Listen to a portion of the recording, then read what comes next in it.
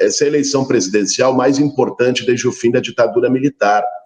Não está em jogo apenas 2 projetos políticos, 2 partidos políticos, 2 lideranças. Está em jogo, de um lado, a democracia, do outro lado, o autoritarismo, a barbárie, que é o que o Bolsonaro representa.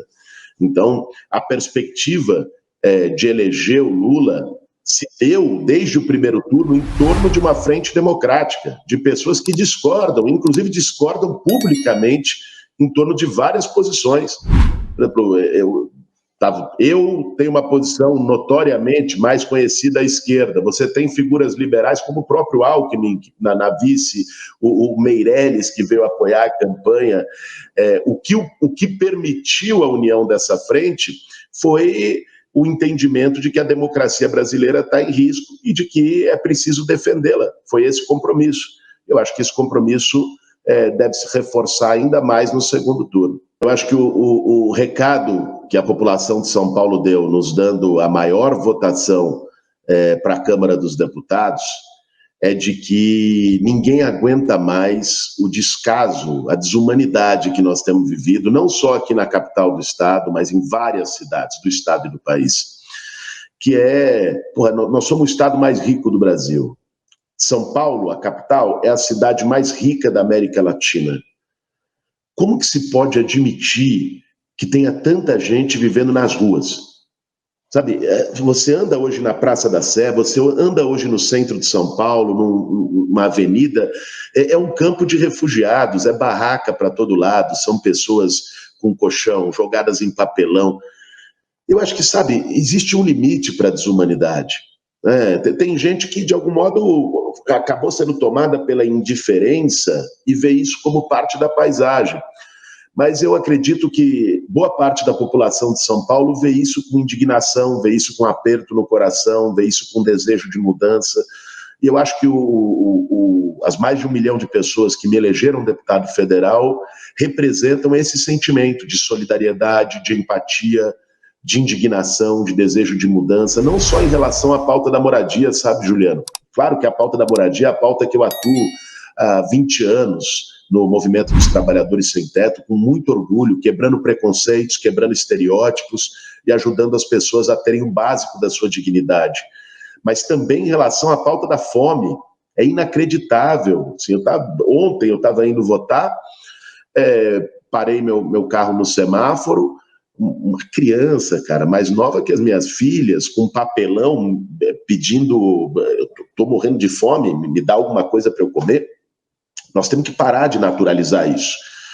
E eu quero estar na Câmara Federal para ter essas pautas emergenciais, para ajudar a construir um novo programa de habitação nesse país, que Bolsonaro acabou com Minha Casa Minha Vida, para ajudar a construir uma política emergencial de combate à fome, de segurança alimentar, para que o nosso povo tenha o mínimo para poder sobreviver. Eu acho que esse sentimento de mal-estar em relação à crise humanitária, à miséria, à pobreza que nós estamos vivendo também em São Paulo, se traduziu na nossa votação. Agora, em 2023, Boulos, que Congresso, que Câmara dos Deputados você acredita que vai encontrar, né, diante desse cenário que se apresenta, as bancadas que se compuseram com a definição agora da eleição? Vai ser um cenário desafiador no sentido do embate, das disputas e, enfim, dos debates que são travados na Câmara? Certamente, Diego, vai ser um cenário desafiador e o maior desafio, o primeiro desafio que nós vamos precisar enfrentar na Câmara é acabar com essa excrescência do orçamento secreto. O orçamento secreto, que foi a forma como o Bolsonaro negociou a governabilidade com o Centrão. Eu espero que a gente tenha no dia 30 de outubro o Lula eleito presidente do Brasil, para nos ajudar nas construções, não só no parlamento, mas na sociedade brasileira, para pôr fim a este absurdo. Eu não sei, às vezes as pessoas que estão nos assistindo não se dão conta do que está em jogo. São 19 bilhões de reais do orçamento de 2023 comprometidos com obras clientelistas de deputados e deputadas. 19 bilhões de reais tirados de uma política social, pode ser de uma política de moradia, como nós falávamos, de combate à fome, de geração de emprego e renda, do SUS, da educação, da cultura. Não é possível que isso continue. E isso indo para pequenas obras, muitas vezes desviados para esquemas de corrupção, obras que os candidatos prometeram para sua base eleitoral, da forma mais clientelista e antiquada possível. Então nós temos que acabar com o orçamento secreto para retomar a capacidade do Estado brasileiro de planejar os seus gastos, de planejar os seus investimentos. Essa vai ser a primeira batalha que eu quero travar na Câmara, enfrentando o atraso que muitas figuras do Centrão representam. Nós elegemos uma bancada de 12 do partido, aumentamos a nossa bancada, estava com 8 deputados, foi para 12. Se contar a Federação Pessoal Rede, nós chegamos a 14 deputados. Então, eu acho que é uma bancada expressiva, com condição de fazer ainda mais barulho no Congresso Nacional, de levar as nossas pautas, as nossas reivindicações para o Congresso Nacional, e espero ajudar o Lula a reconstruir o Brasil.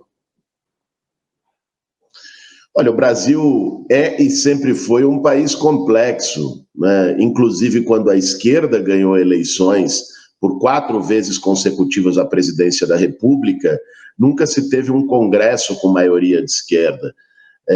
Muitas vezes o viés do voto não é um viés apenas ideológico. As pessoas votam por proximidade, você tem os deputados, os parlamentares do Centrão com uma prática recorrente de clientelismo, que também acaba definindo o voto. Então, não é exatamente uma novidade que a gente tenha uma diversidade dessas. Eu ser o deputado mais votado de São Paulo e, ao mesmo tempo, ganhar um senador que é bolsonarista. Agora, lógico, nós queríamos ter eleito o Márcio França, nós preferiríamos que o Haddad tivesse ficado em primeiro lugar no Estado, que o Lula tivesse ficado em primeiro lugar no Estado. Agora, temos 30 dias para poder avançar nesses pontos que a gente não conseguiu resolver até agora. 30 dias para o Haddad passar o Tarcísio, eu acho que é possível. A disputa dos votos do Rodrigo Garcia, uma parte desses votos também são votos anti-bolsonaristas.